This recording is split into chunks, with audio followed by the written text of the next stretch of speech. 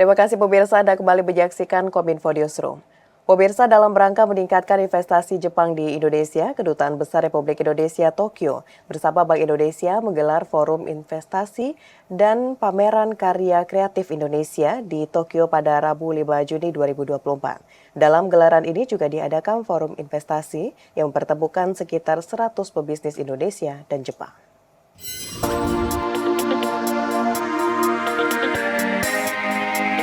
Kedutaan Besar Republik Indonesia Tokyo bersama Bank Indonesia menggelar Forum Investasi dan Pameran Karya Kreatif Indonesia di Tokyo pada Rabu 5 Juni 2024. Kegiatan ini bertujuan untuk meningkatkan investasi Jepang di Indonesia. Bertajuk Indonesia Investment Forum Acceleration Sustainable Investment dan dibalut dengan kegiatan yang bernuansa seni. Dalam gelaran ini juga diadakan forum investasi yang mempertemukan sekitar 100 pebisnis Indonesia dan Jepang. Tak hanya itu, sebagai bentuk apresiasi, Dubes Republik Indonesia untuk Jepang Heri Ahmadi dan Deputi Gubernur Bank Indonesia memberikan penghargaan kepada 8 instansi Indonesia dan Jepang yang dinilai berkontribusi dalam penguatan hubungan kedua negara. BI mempunyai program yang sudah berlangsung lama, yaitu KKI, Karya Kreatif Indonesia, yang menurut saya ini bisa menjadi branding yang sangat bagus buat Indonesia mempromosikan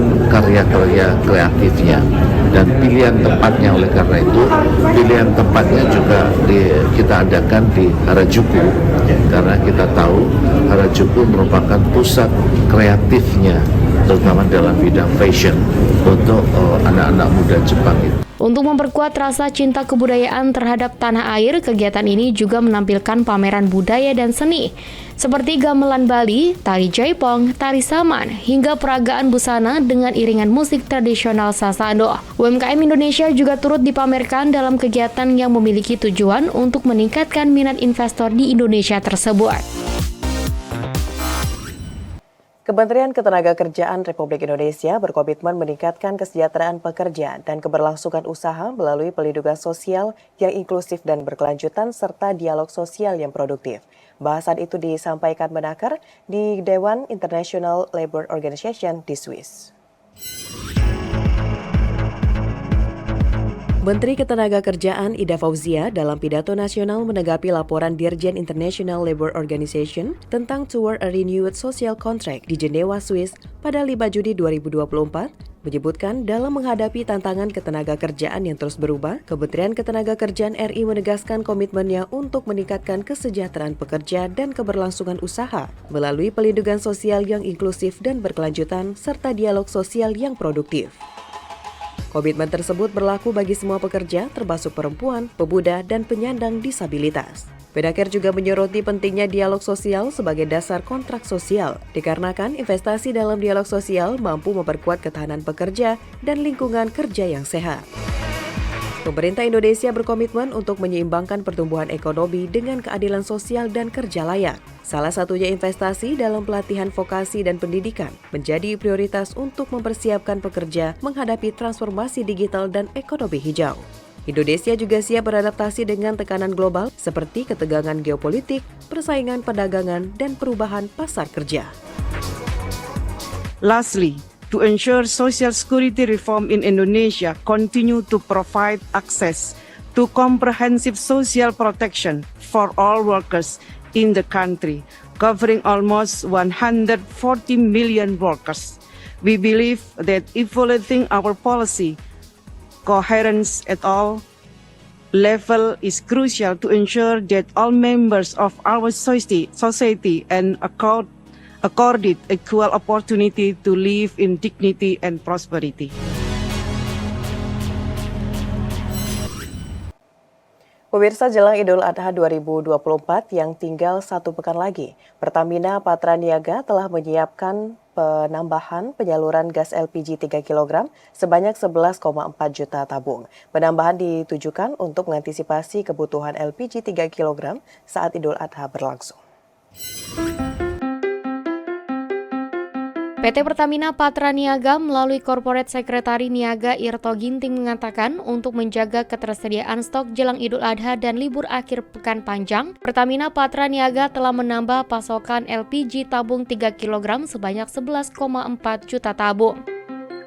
Penambahan kuota gas disalurkan secara bertahap dari agen ke pangkalan mulai hari ini hingga hari pelaksanaan Idul Adha berlangsung. Pertamina Patraniaga memastikan stok nasional LPG jelang Idul Adha dan libur panjang dalam kondisi aman.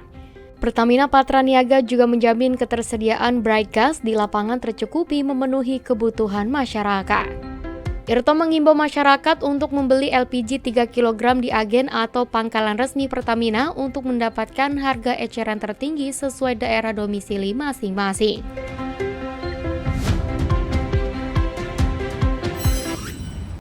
Menteri Perdagangan menyita sebanyak 40.282 barang elektronik impor ilegal senilai 6,7 miliar rupiah milik PT Global Mitra Intitama Serang, Banten. Menteri Perdagangan Zulkifli Hasan mengatakan barang elektronik tersebut disita karena dinilai tak sesuai dengan ketentuan registrasi keamanan, keselamatan, kesehatan, dan lingkungan hidup.